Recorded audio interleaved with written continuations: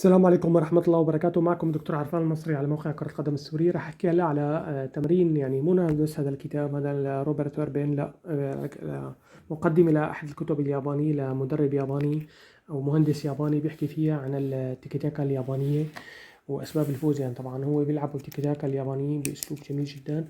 طبعا بيحطوا 3 لاعبين بدائرة. هلا انت بدك تحافظ على شكل المثلث ده من الدائرة.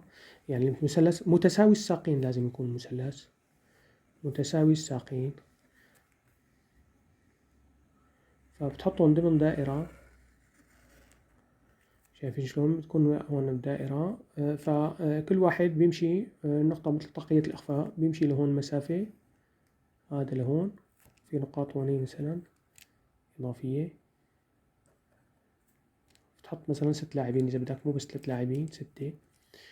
وبيتنقلوا، واحد بيروح مثلا بيروح لهون، هذا اللي هون مثلا الطابة لهون، بيمرر هذا لهون روحة رجعة، وبعدين بيجي لوراه، بيجي هذا لما ينتقل لهون وهذا لهيك، يعني بالترتيب 3 أو 6 ضمن دائرة، 6 ضمن دائرة،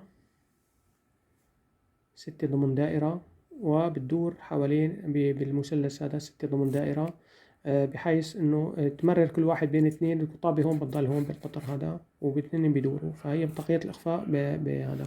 في عندهم تمرين ثالث لهذا توتسايو ياموموا. هذا بيحط كمان مثلث، مثلث هون 3 لاعبين، في مثلث فوقه أكبر منه كمان بيجوا هون 3 لاعبين.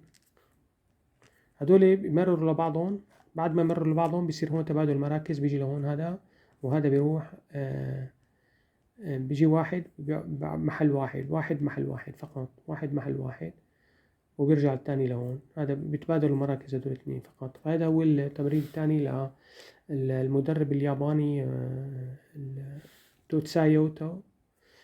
توتساياتا، المدرب موجود على الابليكاسيون بالجوجل اللي بيحب يشوفه. شكرا لكم كثير، ان شاء الله تكونوا استفدتوا، والسلام عليكم ورحمة الله وبركاته.